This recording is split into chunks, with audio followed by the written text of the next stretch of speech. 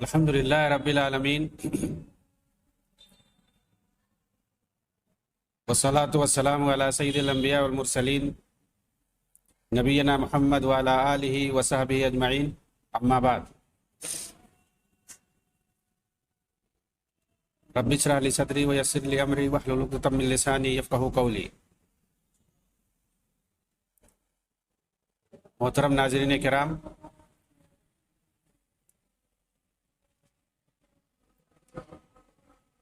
آپ کے سامنے اخوان المسلمین جماعت کے بارے میں کچھ باتیں عرض کروں گا، خاص طور سے اس کی تاریخ اور ان کے کارناموں پر ریکارڈ کے انداز میں بیان کرنے کی کوشش کروں گا، کیونکہ اردو میڈیا کے اندر اخوان المسلمین کے بارے میں ہمیں وہ جانکاری نہیں مل پاتی ہے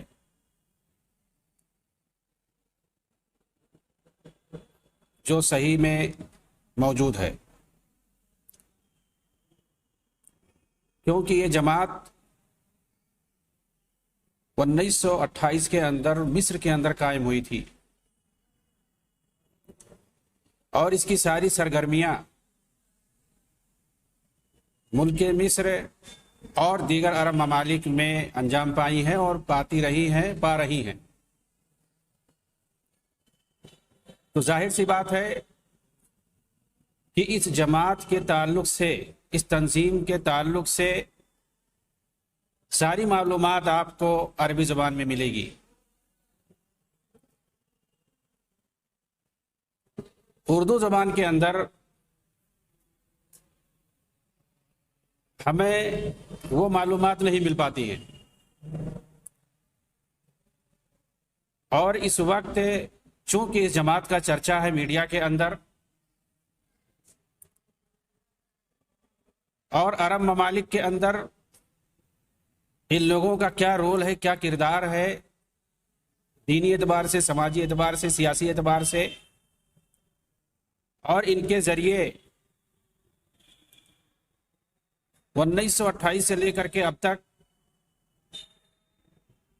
کیا حالات بدلے ہیں، ان لوگوں نے کیا کارنامے انجام دیے ہیں، کہاں تک ترقی کی ہے اس جماعت نے، وہ ساری باتیں رکھوں گا انشاءاللہ۔ اور جیسا کہ میں نے بتایا، چونکہ اس جماعت کی فوٹو کاپی آپ کہہ لیں بر صغیر ہند و پاک کے اندر جماعت اسلامی ہے، اور وہی منہج، وہی عقیدہ، وہی سوچ اور وہی فکر رکھتی ہے یہ، اسی لیے ہمیں انہی کے ذریعے سے اردو میڈیا میں، اردو کتابوں میں، اردو میڈیم سے ہمیں ساری باتیں پہنچتی ہیں۔ ان لوگوں نے بہت ساری کتابیں اور کتابچے، مضمون، بہت ساری چیزیں ان لوگوں نے لکھ رکھی ہیں اردو میں، جو کہ صحیح معلومات نہیں رہتی ہے۔ ان لوگوں کے تعلق سے اخوان المسلمون جو جماعت ہے، اس کے جو مرشدین ہیں، اس کے جو قائدین ہیں، اس کے جو رہنما ہیں،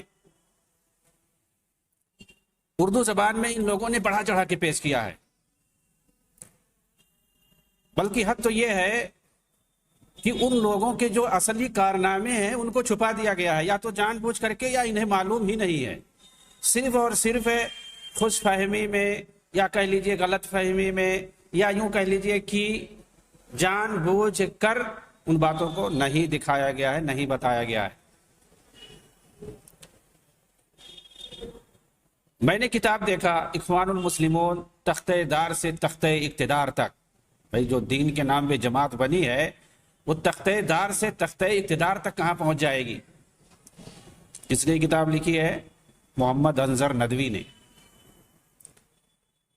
اب اس میں دیکھیں گے وہ سب افسانوی کہانی ان کے تعلق سے، وہ شہید فلاں پنہ نے یہ کیا، سید قطب نے یہ کارنامے انجام دیے، اور فلاں نے یہ کیا، لے آئیں گے آپ کو جو ہے شہید محمد مرسی تک لے آئیں گے، اور کسی نے تو امام کہا، کسی نے کچھ کہا۔ 1928 سے لے کر کے 1911 تک ان کی پوری کہانی اور داستان بیان کر دیں گے، کیا کیا کیا ہے، حوالہ ایک بھی نہیں دیں گے۔ اخوان المسلمون کا تربیتی نظام، عبید اللہ فہد فلاحی۔ اسی طرح سے اخوان المسلمون تزکیہ، ادب، شہادت، تزکیہ، ادب، شہادت، یعنی ان لوگوں نے اخلاقیات میں کیا کام کیا، ادب کے میدان میں کیا کام کیا، ادب یعنی لٹریچر کے میدان میں، اور اس کے بعد کیا شہادتیں ان لوگوں نے پیش کی۔ بھائی کس کے لیے پیش کی انہوں نے؟ قوم کے لیے، وطن کے لیے، دین کے لیے۔ یہ پورا جو ہے تفصیل اردو میں بتایا جائے گا، ایسا لگے گا کہ مطلب یہ لوگ اخوان المسلمون کے اندر اس کے جو ارکان ہیں، اس کے جو مرشدین ہیں، اس کے جو رہنما ہیں، قائدین ہیں، لیڈران ہیں، مطلب ان لوگوں نے کتابوں میں ایسا پیش کر کے دکھایا ہے، ایسا لگے گا کہ بس صحابہ کرام کی ہی شخصیتیں جیسے تھی اس سے کم تو نہیں دکھتے ہیں یہ لوگ، پڑھنے سے ایسا لگتا ہے۔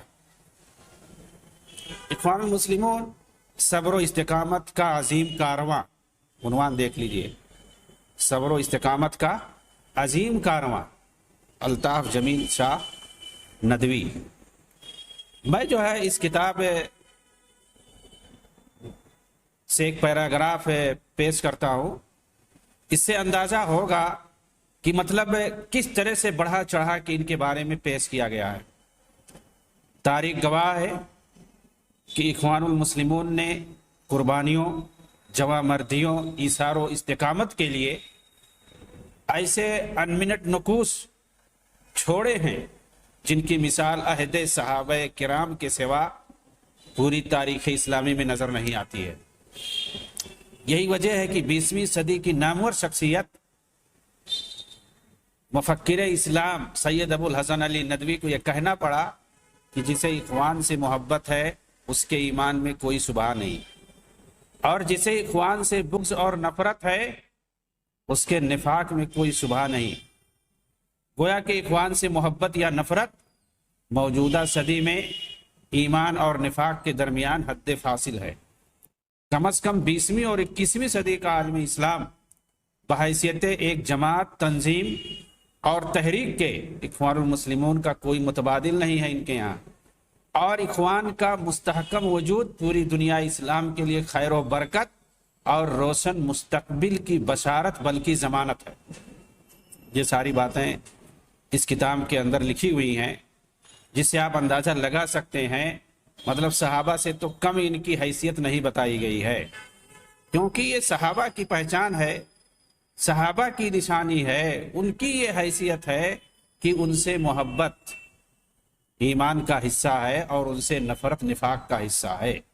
جو صحابہ سے محبت کرتے ہیں رسول اللہ صلی اللہ علیہ وسلم کے، تو ان کے ایمان کی گواہی دی جائے گی، اور جو ان سے نفرت کرتے ہیں ان کے نفاق کی گواہی دی جا سکتی ہے۔ اگر صحابہ سے کسی کو بغض ہے، صحابہ سے کسی کو اگر نفرت ہے، تو ہم کہہ سکتے ہیں کہ یہ منافق ہے اگر وہ اسلام کا دعویٰ کرتا ہے، تو یہ شیعہ ہے، یہ رافضی ہے، ہم کہہ سکتے ہیں۔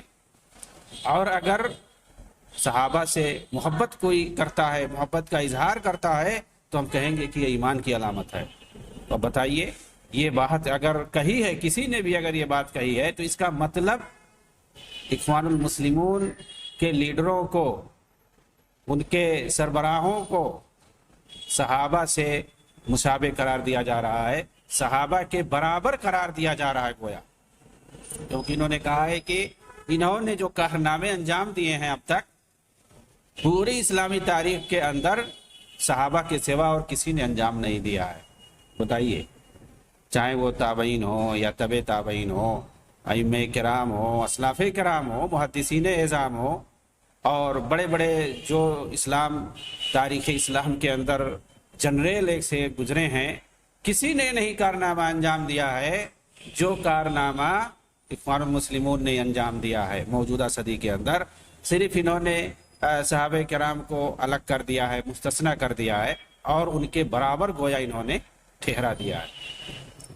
تو میرا کہنے کا مطلب یہ ہے کہ آپ ان کے تعلق سے اردو میڈیا میں، اردو زبان کے اندر ایسی ہی کتابیں اور ایسے ہی مضامین آپ پا جائیں گے۔ اخوان المسلمون کا نظریہ اخوت، حسن بننا سے محمد مرسی تک، اب اس میں سب گنائیں گے انہوں نے کیا شہادتیں پیش کی، کیا کارنامے انجام دیے اور کیا کیا اور کیا کیا، یہ ساری چیزیں۔ چنانچہ آج وقت کی ضرورت ہے اردو کے اندر بھی، اردو زبان سمجھنے والے، بولنے والے، لکھنے پڑھنے والے کم نہیں ہیں، ان کی تعداد کروڑوں میں ہے۔ اس لیے ضروری ہے کہ جس طرح سے ان لوگوں نے اخوان المسلمون جماعت کے تحت ان کے بارے میں جو غلط فہمیاں پھیلائی ہیں، جو غلط میسج دیا ہے، جو صحیح بات ہے، جو حقائق ہیں، اس کو نہیں دکھایا گیا، اس کو سامنے لایا جائے، پروف کے ساتھ لایا جائے۔ کیوں؟ اس لیے کہ ہمیں جو اردو زبان میں باتیں ملتی ہیں، ان کے ذریعے سے، ان کے واسطے سے انہوں نے خوش فہمی میں زیادہ سے زیادہ بڑھا چڑھا کے باتیں لکھی ہیں۔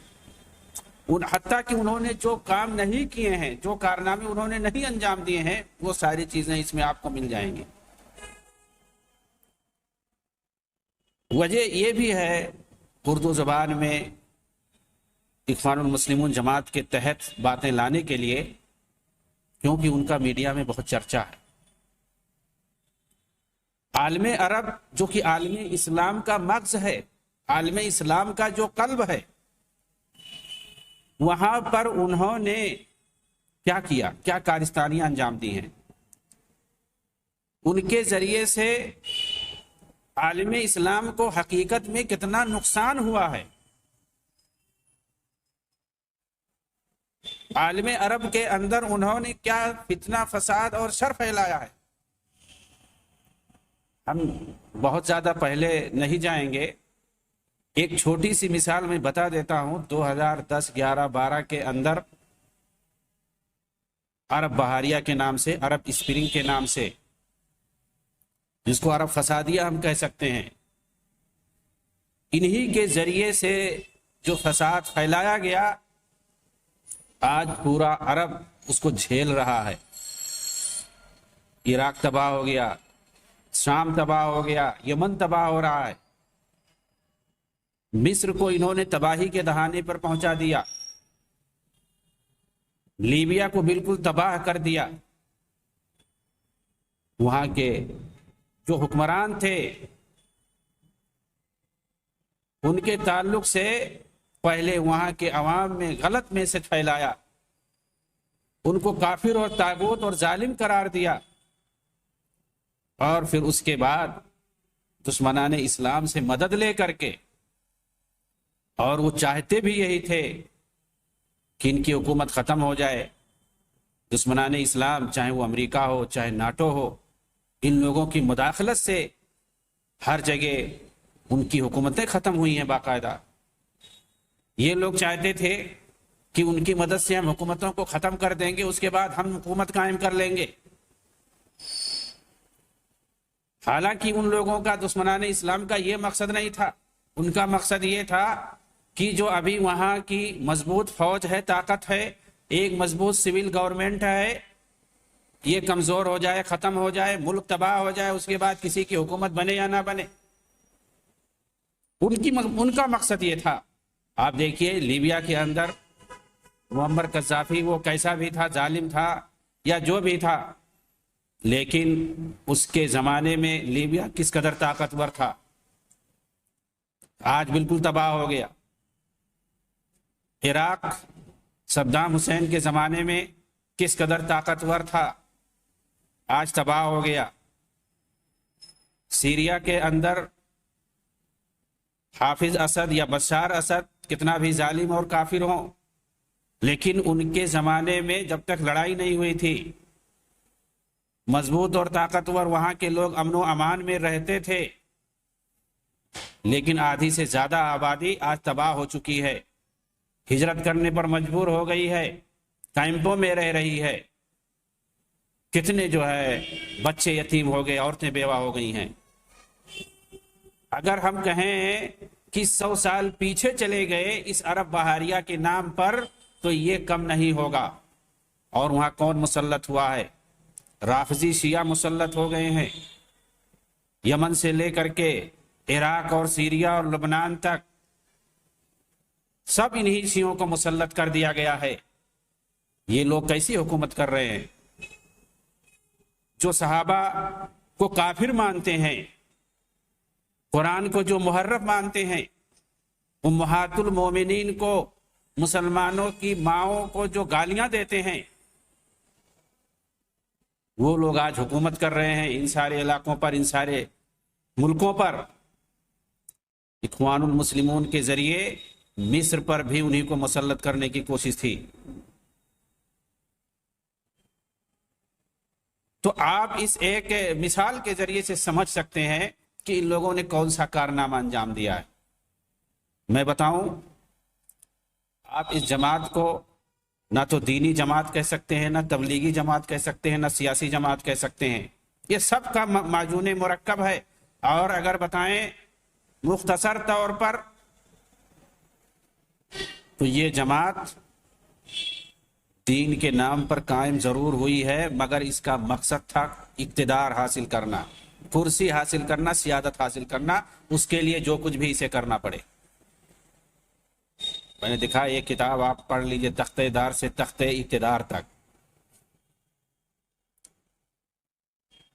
اقتدار اور سیادت اور قیادت کے یہ لوگ بھوکے ہیں، لیکن استعمال کرتے ہیں دین کا نام اور حکام کو گالی دیتے ہیں. ان کا یہی کام ہے. اور یہ بھی سچ ہے، انہوں نے حکومت بھی کی ہے اور کر بھی رہے ہیں بہت سارے ملکوں میں. لیکن دین کے نام پر یہ لوگوں کو اپنی طرف مائل کرتے ہیں، لوگوں کی ہمدردیاں بٹورتے ہیں کہ ہم حکومت کے اندر آ جائیں گے تو شریعت نافذ کریں گے، حدود نافذ کریں گے، یہ کر دیں گے، وہ کر دیں گے. لیکن جب حکومت میں آتے ہیں تو اسی پارلیمنٹ کو یہ لوگ شارع اور قانون کی حیثیت دے دیتے ہیں. جو پہلے پارلیمنٹ وہاں چلے آ رہا تھا، وہاں جو پہلے سے پارلیمانی نظام چلا آ رہا تھا، اسی کو گلے لگا لیتے ہیں اور حدود و قصاص کا مذاق اڑاتے ہیں. دینی شریعت کے بارے میں کہتے ہیں کہ اس موجودہ دور میں اس کی کوئی گنجائش نہیں ہے. کب حکومت پانے کے بعد، کرسی پانے کے بعد ایسی باتیں کہتے ہیں. وہ چاہے مصر ہو، ان کی حکومت آ چکی ہے، محمد مرسی نے کیا ہے حکومت وہاں پر، اس کی ویڈیو موجود ہے، آپ دیکھ سکتے ہیں کس طرح سے مذاق اڑایا ہے. اور جب حکومت مل گئی اس کے بعد کچھ نہیں کیا. ٹیونس کے اندر انہوں نے حکومت کی ہے 2011 سے لے کر کے 2014 تک. ابھی بھی وہ لوگ حکومت میں شامل ہیں، لیکن مستقل طور پر 2011 سے 14 تک انہوں نے حکومت کی ہے. لیکن آپ تاریخ پڑھ لیں ٹیونس کا کہ 2011 سے لے کر کے 2014 تک جو انہوں نے حکومت کی ہے، انہوں نے کیا شریعت نافذ کر دی. میں کہتا ہوں 2011 سے پہلے جس طرح وہاں کی کنڈیشن تھی، اس سے کہیں بری کنڈیشن حکومتی پیمانے پر ہوئی. شریعت کا تو نام و نشان نہیں. آزادی ہر شخص کو ایسی حاصل ہو گئی کہ کوئی اباحیت کی دعوت دے رہا ہے، کوئی ہم جنس پرستی کی دعوت دے رہا ہے. ہر کوئی آزاد ہے، جو چاہے وہ کرے. لوگ کہنے لگے کہ اس سے بہتر تو وہی پہلا زمانہ تھا. لیبیا کے اندر ان کی حکومت ہے، غزہ کے اندر ان کی حکومت ہے. کہاں پر ان کے یہاں شریعت نافذ کر رہے ہیں. مطلب کہنے کا خلاصہ یہ ہے کہ اگر یہ دین کا نام لے کر کے حکومت بھی پاتے ہیں تو پھر پہلے سے زیادہ بری حکومت سامنے لاتے ہیں لوگوں کے، اور عوام اس طرح سے وہاں کی اور بدزن ہو جاتی ہے ان کے بارے میں. تو یہ ساری چیزیں صرف عرب والے جانتے ہیں، عرب عوام جانتی ہے. عربی زبان میں ان کے تعلق سے ساری چیزیں موجود ہیں. عربی زبان میں ان کی حقیقتیں موجود ہیں کہ یہ لوگ کیا کرنا چاہتے ہیں، کس لیے یہ جماعت برپا کی گئی ہے، کس کے اشارے پہ برپا کی گئی ہے، ان کا مقصد کیا ہے، اور ان کے رہنماؤں کی حالت کیا تھی، ان کے لیڈروں کی حالت کیا ہے، یہ کس کو اپنا آئیڈیل سمجھتے تھے، ان کی سوچ اور فکر کیا ہے، ان کی وجہ سے عالم اسلام کو کتنا نقصان پہنچا ہے، اور ہم لوگ بطور خاص اردو زبان جاننے والے ان کے بارے میں کیا جانتے ہیں۔ صرف خوش فہمی میں مبتلا ہیں، چنانچہ ضروری ہے کہ ان کی حقیقت کو جانا جائے، کیونکہ جیسا کہ میں نے بتایا اسی کی فوٹو کاپی جماعت اسلامی ہے، اور انہی لوگوں کی کوشش سے ایران کے اندر 1979 میں وہاں بغاوت کے ذریعے سے خمینی اور اس کے ساتھیوں کے ذریعے سے، چاہے وہ شیعہ رافضی ہوں، ان کی جماعت ہو، یا اخوانی ہو، یا جماعت اسلامی ہو، ان سب لوگوں کی کوششوں سے وہاں پر وہ حکومت قائم کی گئی تھی، اور اس کو انقلابی حکومت کہتے تھے، اور یہ لوگ اس کو اپنا آئیڈیل مانتے ہیں۔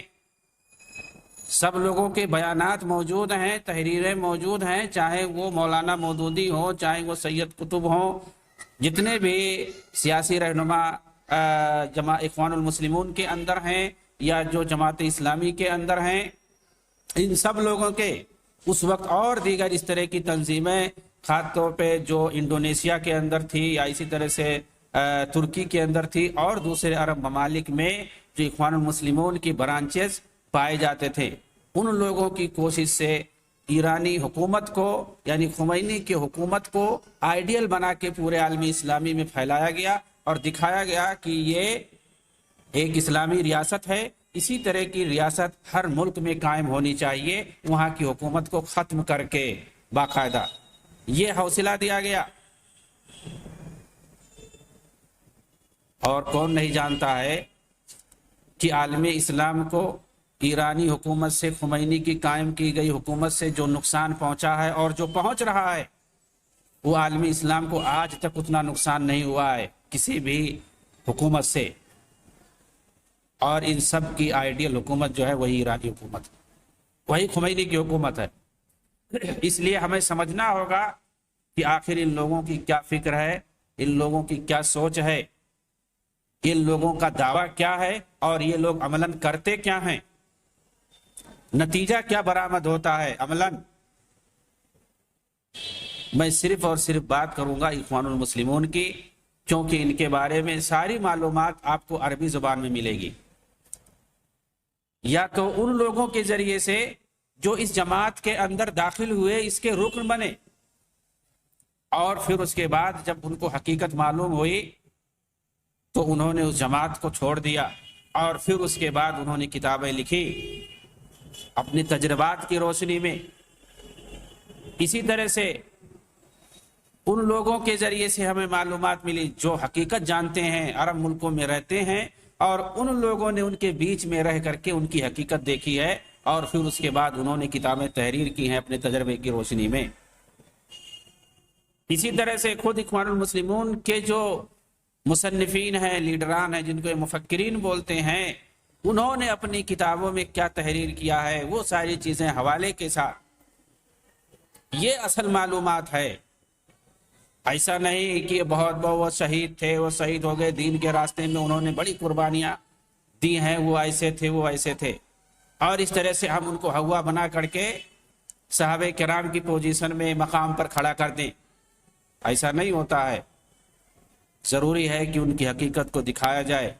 کتابیں ہیں، تحریریں ہیں، اخبارات ہیں، ان کی حتیٰ کی ویڈیوز ہیں، سب آڈیوز ہیں، آواز ان کی ہے، ان کی تصویریں ہیں، ساری چیزیں حقائق موجود ہیں۔ آپ دیکھنا چاہیں تو دیکھ سکتے ہیں۔ یہ میڈیا کا دور ہے، اس میں کوئی چیز ڈھکی اور چھپی نہیں رہ گئی ہے، اور یہ لوگ دور حاضر کے ہیں، کوئی قدیم زمانے کے نہیں ہیں۔ 1928، 1949 اور 50، 1949 میں حسن بنا کا انتقال ہوا، 1966 کے اندر سید قطب کا انتقال ہوا، تو یہ 1949 ہو، 1966 ہو، 1975 ہو، 1990 ہو، 2011 ہو، یہ عصر حاضر ہے، دور حاضر ہے۔ ساری چیزیں آن دی ریکارڈ موجود ہیں، کچھ آڈیو کی شکل میں، کچھ ویڈیو کی شکل میں، تحریریں ان کی ہیں، اور اس جماعت کے اندر جو داخل ہوئے اور پھر اس کے بعد کیسے نکلے۔ تو انشاءاللہ ان سب کے بارے میں پوری معلومات بتائی جائے گی کہ ان کے افکار کیا ہیں، ان کے نظریات کیا ہیں، ان کے عقائد کیسے ہیں، کن کن لوگوں سے ان کے تعلقات ہیں، یہودیوں سے کس طرح کے ان کے تعلقات ہیں، عیسائیوں سے تعلقات ان کے کس طرح سے ہیں، اور سب سے زیادہ شیعہ رافضیوں سے ان کے تعلقات کس طرح سے ہیں، اور انہوں نے کیسی کیسی تنظیمیں بنائیں شیعوں کے ساتھ، رافضیوں کے ساتھ مل کر کے، حسن بننا ہی کے زمانے سے، کہ دونوں مل کر کے کیسے عالم اسلام کو اپنی مٹھی میں لیا جائے۔ شیعوں کے ساتھ مل کر کے التقریب بین الشیعہ و سنہ کے نام سے ان لوگوں نے باقاعدہ تنظیم بنائی، جماعت بنائی، کہ دونوں ایک ساتھ مل کر کے عالم اسلام پر حکومت کرنا ہے، اور کیسے مسلمانوں کو بیوقوف بنانا ہے۔ بھلا آگ اور پانی کبھی اکٹھا ہو سکتے ہیں؟ کبھی نہیں اکٹھا ہو سکتے ہیں۔ تو یہ لوگ بظاہر ایسا دکھاتے تھے عوام کے سامنے، اور کہتے تھے بھائی ہم بھی تو ایک خدا کو مانتے ہیں، ہم بھی تو ایک رسول کو مانتے ہیں، ہم بھی تو کلمہ پڑھتے ہیں، وہ بھی کلمہ پڑھتے ہیں، تو اختلاف کہاں ہے؟ یہ صحابہ کو گالی دینا، دوسرا موقف رکھنا امہات المومنین کے تعلق سے، اور دوسری چیزیں ہیں، یہ سب جانبی ہیں۔ آپ دیکھیں گے اس جماعت کے اندر میں جو بات بولتا ہوں اس کا ہر ایک ایک بات کا میں آپ کو پروف دے سکتا ہوں۔ ان کی جماعت کے اندر آپ کو شیعہ بھی ملیں گے، اور بہت کثیر تعداد میں ملیں گے، عراق کے اندر، سیریا کے اندر، ایران کے اندر، یمن کے اندر، سوڈان کے اندر، مصر کے اندر، لبنان کے اندر، اردن کے اندر، فلسطین کے اندر، اور اس کے علاوہ جہاں جہاں ان لوگوں نے اپنی جماعت قائم کی ہے ہر جگہ شیعہ ملیں گے۔ کہیں کہیں تو وہ لوگ بڑے بڑے پوسٹوں پر ہیں ان کی جماعت کے اندر۔ اس جماعت کے اندر آپ کو عیسائی ملیں گے۔ یہ لوگ عیسائیوں کو تو عہدے بھی دیتے ہیں۔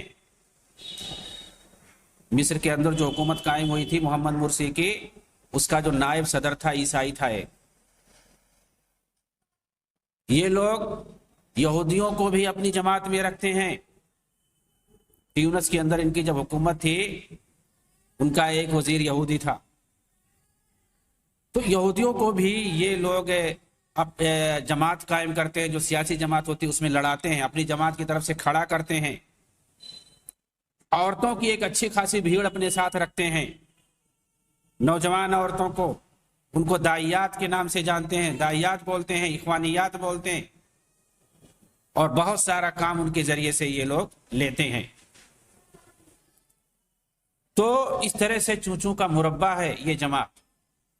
تو ایسی جماعت کو آپ کیا کہہ سکتے ہیں؟ خالص اسلامی جماعت کہہ سکتے ہیں اس کو؟